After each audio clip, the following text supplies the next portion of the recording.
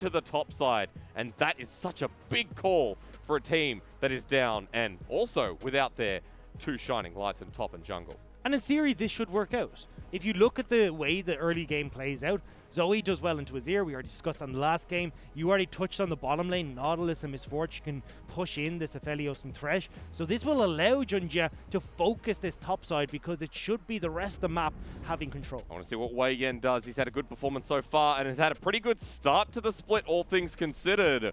Let's see how Rogue Warriors push the tempo again against EDG in game number 2. Jayo! We don't have the things on our screen for some reason, and I miss that. Yeah. What happened? I'm going to send an email through. I still got to put that on my Twitter. Have you actually recorded your own video, though? I did, but I didn't send it. I was scared. Just put it on Twitter. I want to see it. Look, you put up enough embarrassing videos of yourself on Twitter today. Embarrassing? That's one more. I did my makeup and my eyes look so cool. I started using an app, and it's really fun, and I'm just waiting for someone to call me out. But so far, so good. I gave people some sleepless nights. Apparently, it's worse than the Fiddlesticks update. Thank that you was so a much. very footy tweet. Okay. That was very good. Well, look, either way, I main Fiddle, so me and him go hand in hand. I take that as a compliment, as you should if you were Rogue Warriors game 1 after their performance. EDG going to be starting on towards that top side with a solo start from Junjia, but a deep ward onto the blue from Rogue Warriors, or rather, on Rogue Warriors blue star. So this is where they're looking to hide how Junjia starts, because look at where Jarvan's pathing. They're looking for the level 2 gank on Crazy. Already the pressure's coming down on the Aatrox. Well, at least they know their win condition in this game. Definitely hand in hand. But Junjia, the vertical jungle, yeah, gives priority to this Fiora whole-handedly, while the Gragas is going to have to shift gears quickly, but a ward to spot out the blue buff take. And Junjia thought he'd be able to spot out this ward in that top lane brush, but they placed it further back, so good call coming through from the side of Rogue Warriors to look at that play. They hit level 2 first, put a good flay here on Tameka, but Aftershock absorbs all of it, and Lei is dangerously low.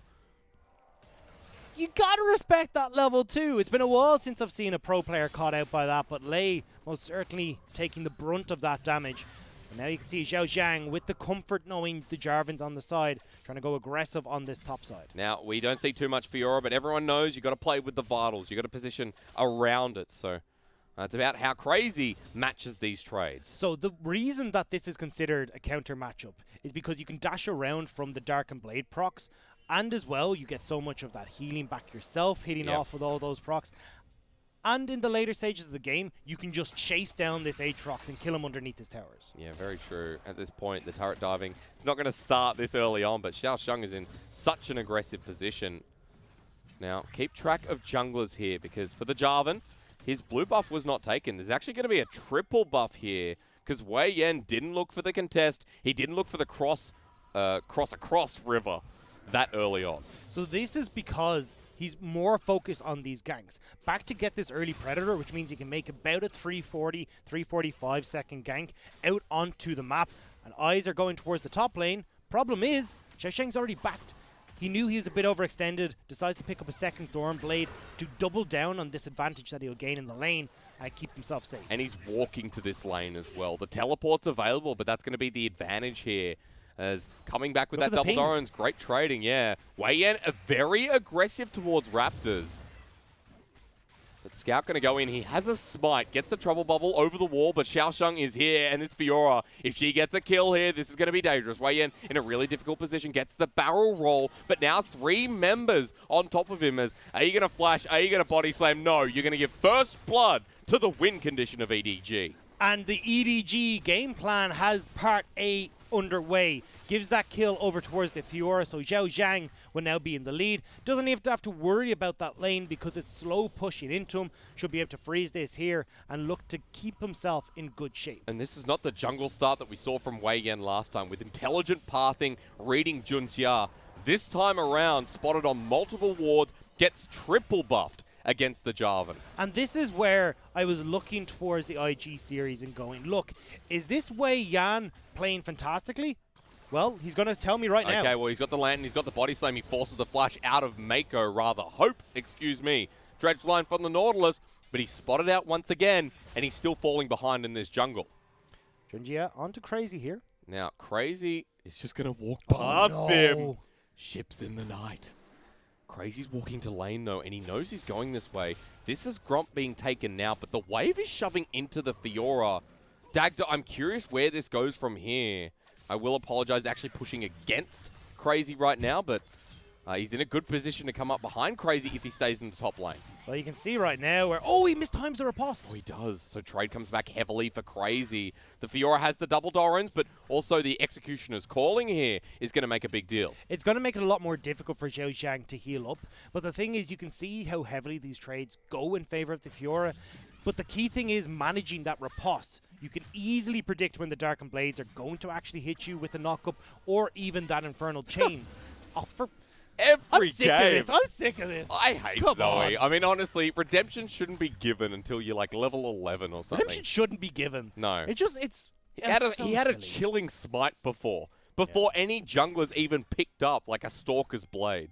I mean, that's just ridiculous, honestly. I thought he was going to go over the wall and just smite away the big chicken when they did go on to Wei Yan, but wasn't needed. Able to pick up the kill in that scenario. But either way, this is a very frustrating lane for Crazy to be in. Now having the extra help of that Redemption only is a bit of a kick when you're already down. It gave a tiny bit of health to Xiaosheng, but in reality as well, I think we have to compliment Crazy on that earlier trade because that did push him into a much more comfortable position, and so is the wave. And Wei Yan's towards his top side and says, no, you're not the jungler, get out. We've been focused on this top side for quite a while, though. Let's take stock of where we are in the rest of the map, because you can see EDG are trying to push their advantage here in the bottom lane. Hope has got the CS numbers. Good hook onto Mako, grabbed him to come through. There's some great trading, but Aftershock absorbs it as Junjia's coming in for the turret dive, the flag and drag available. They get the bullet time, or rather, the Q onto Lei while the Jarvan goes for the dive, and this is messy from EDG, but they complete it with Hope. So some good diving, but now Ruby's in with the Empress Divide onto 3. The heal to come through, but the flag and drag, the thank you man with the flash.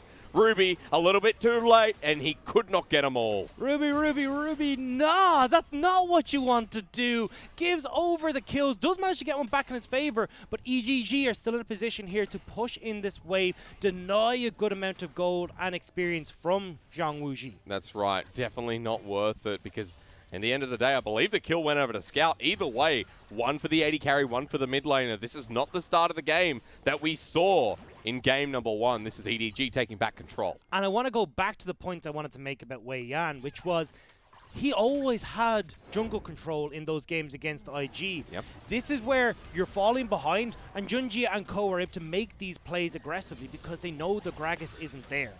Jarvan has control of this matchup. He's capable of making these dives, and now we're starting to see Wei Yan exposed a little bit when they fall behind. Ruby, though, doesn't even manage to pick up the kill. You can imagine if Ruby was a little bit closer towards that wall that goes into the turret, he could have shoved them in underneath turret with no wave. Maybe that play works out, but not going to be the case. Xiaosheng, meanwhile, on the top lane, this is a very serious trade, and Crazy can't get much back.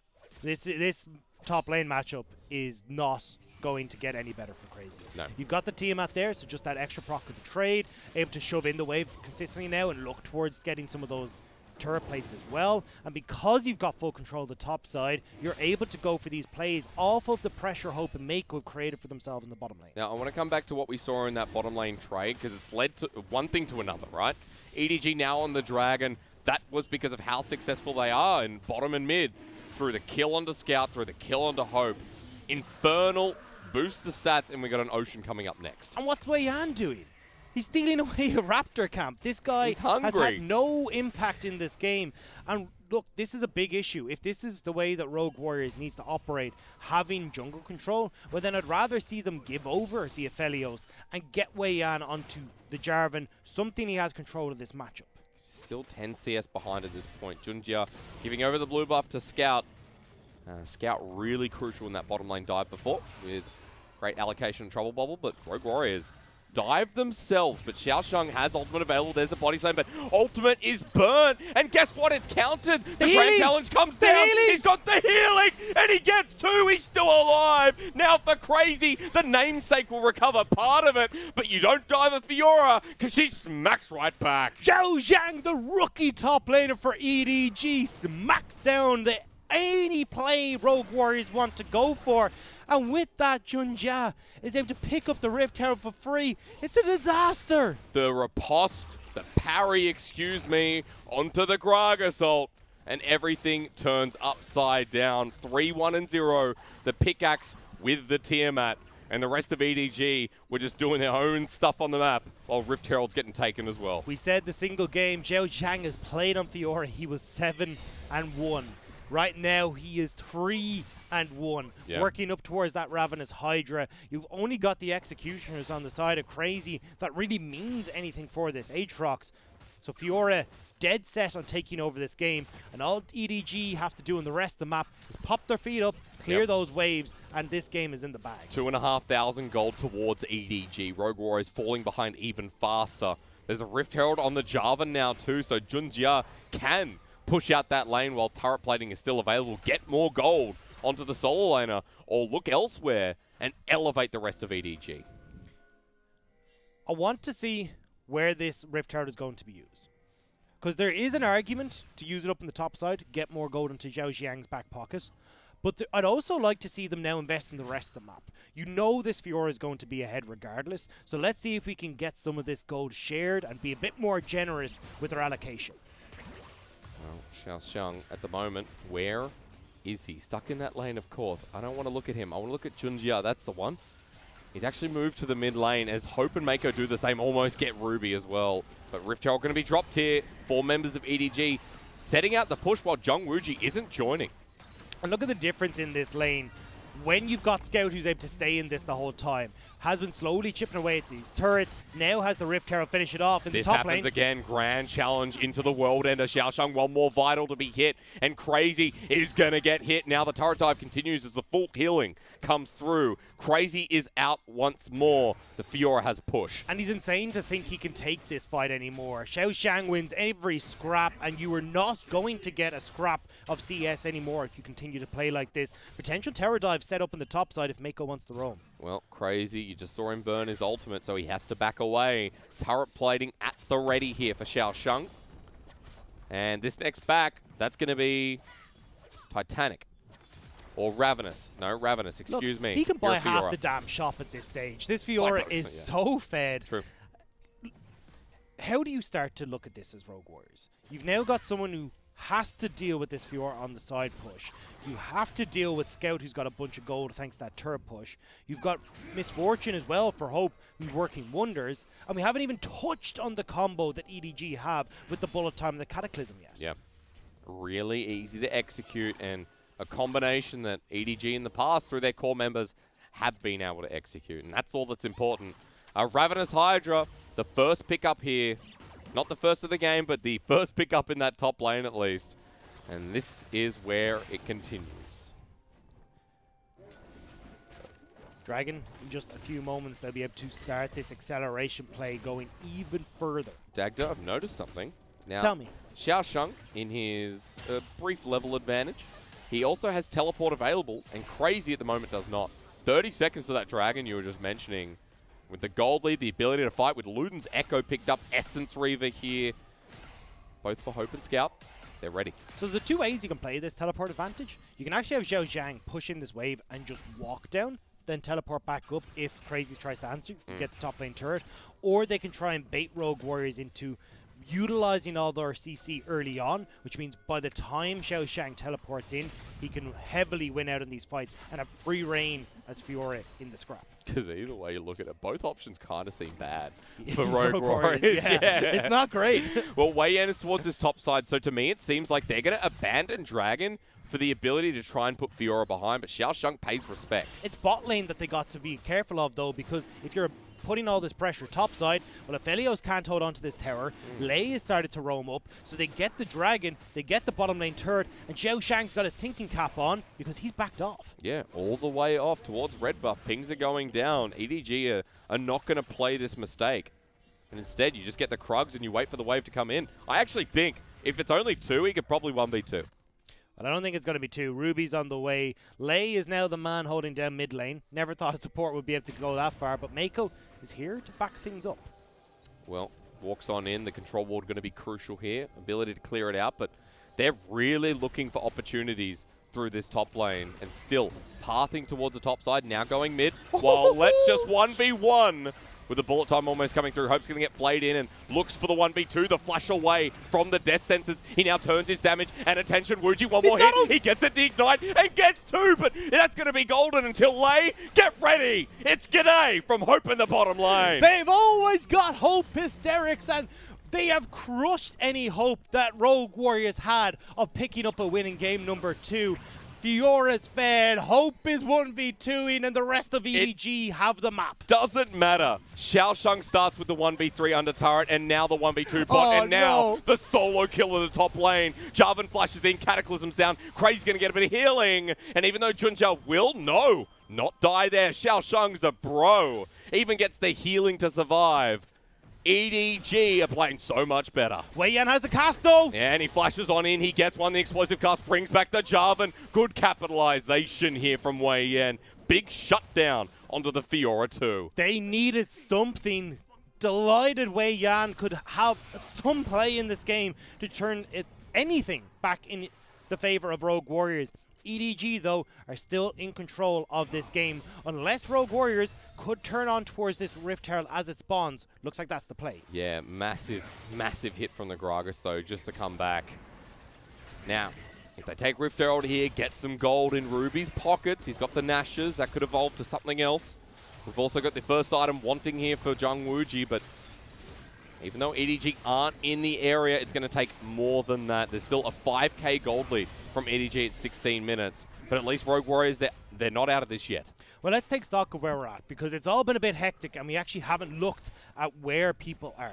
We've got Essence Reaver and the BF sword picked up for Hope after that fantastic play in the bottom lane. Yep. Luden's Echo coming in from the Zoe, and on the top side, that Black Cleaver is very much underway for Xiaosheng. So crucial items are starting to come together, and EDG are going to hit like a truck off these two items. Actually, I take that back. It's probably not the Black Cleaver. It's more likely the Triforce. Yeah, I was just thinking, I'm like, well, at this position, Trinity Force just sounds so much better. I've been watching Aatroxes and sets and all these for too long. I've seen too many Black. Well, doesn't LS advocate for Trinity Force Aatrox? I believe he does. He does. He does. And I've tried it on ARAM, and it feels good.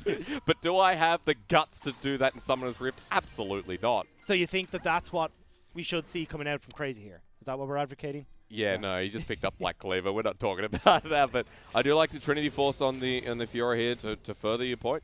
But also, remember, at this point, when he does pick up that Trinity Force, he will be pretty much an item ahead of Crazy. He's already a level ahead. He's starting to build up CS, and to Crazy's credit, he's kept up in this really harsh lane, but I wonder how much longer that goes on as depth charge is available, doesn't use it as Golden from Wei Yan. He blocks, still has that ultimate available. Mako uses it, and here comes the bullet time as Scout comes in with the burst. Crazy now goes, oh no, that's my lane opponent. Get out of there. And the fight is done.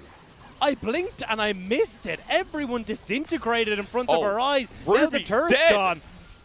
The Fiora just snuck behind and killed the Azir with one flick of the wrist.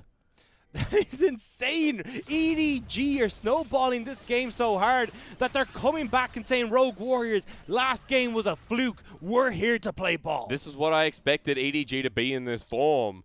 And whether it took a game or whether Rogue Warriors have just been shut out so hard this game. I mean, there's so much to dissect from this series already. But at 18 minutes, one thing I know for sure is that when we get into this mid-game, we're not going to slow down. The fighting's going to continue. I expect an all-out brawl in the next 5 minutes. And we potentially get another one of these. This is only game number 2. This is a best-of-3 series.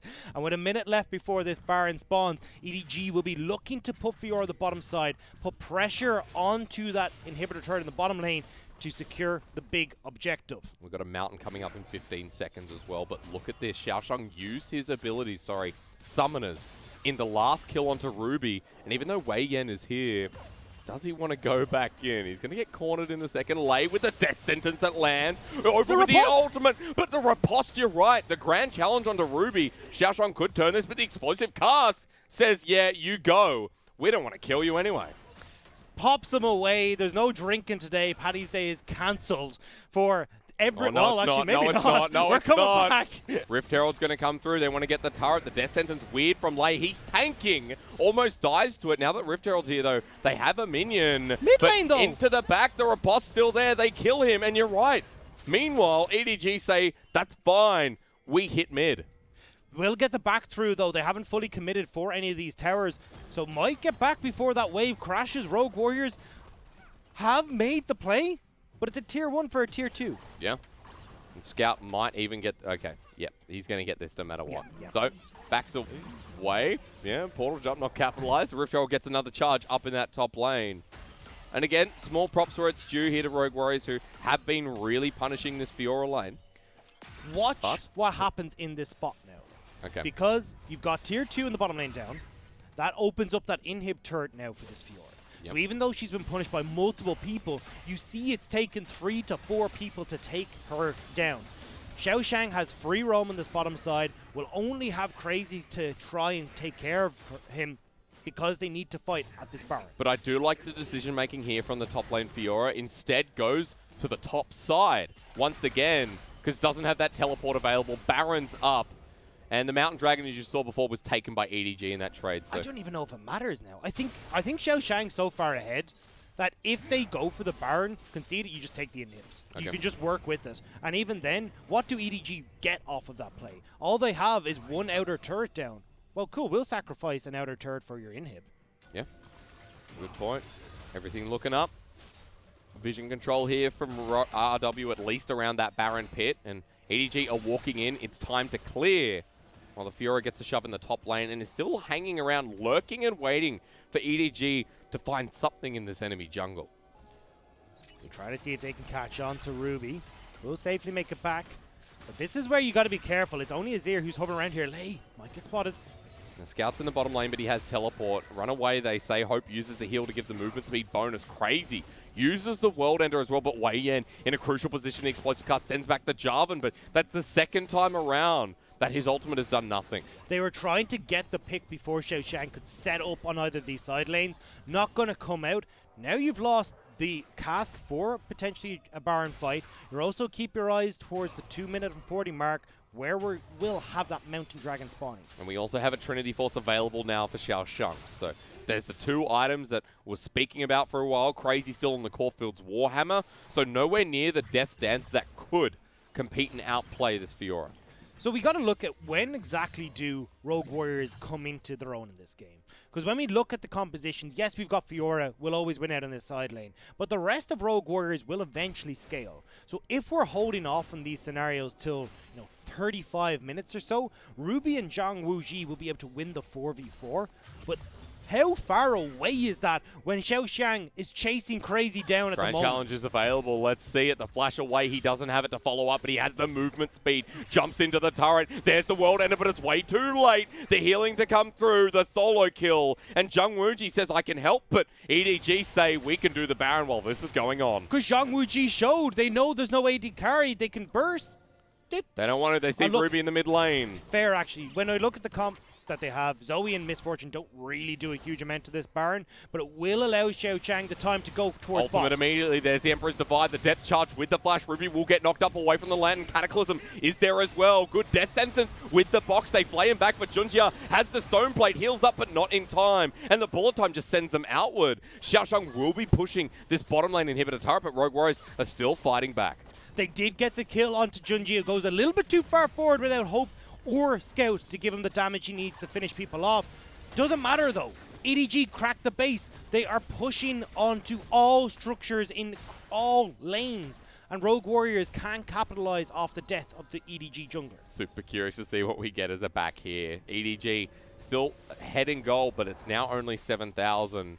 By the way, Mountain Soul coming up in 40 seconds. So good back timing here from the top lane Fiora, who gets a Caulfield's Warhammer. So we should be at about 30% CDR right now. Rogue Warriors trying to head towards the Baron and get some vision. And this is potentially where Rogue Warriors can force them into a 5v5.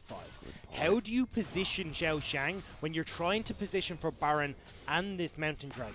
In a 5v5 scenario, Crazy, despite being behind, will do a lot more work in theory, than this Fiora, but it is a 6-3 Fiora, so don't hold me to that bet. And the Scuttle Ward's going to do something, but they're starting Baron. Look how quickly they do this as well. For Rogue Warriors, they're not out of the woods. Xiaosheng has TP, but he's looking to start the Mountain Soul. Baron is going It's low. a 3. They need to get in. Junja needs to get in. Goes in for the steal, but doesn't get so. Rogue Warriors get the Baron. They'll get the trade-off onto Gragas, but now they need the fight. With the teleport in from Xiaosheng, he has the grand challenge and gets it with ease. Ruby has the ulti available, but it's parried again on point. As Scout steals that kill away from him. And even though they get the objective, this Fiora is running like Flash Gordon. Parry should be available shortly, but Under Turret tanks it out for now. Doesn't die. The redemption to heal up, and they continue forward. Scout is a mana, so is Hope, and he flashes right on into it. One shot, one kill. Nice stretch line, nice double. And EDG don't care about the Baron because they just won anyway. Caitlyn's 1 shot, 1 kill. Misfortune's the double up, the 2 kills for the AD carry of EDG, and they will stride forward, confidently taking this game too. They've got 10 seconds until Ruby, but he has no ult anyway. Stoneplate used by Junjia to tank up the turret, and they disintegrate immediately onto the Nexus, but a kill first as EDG strike back in the series. I love this series.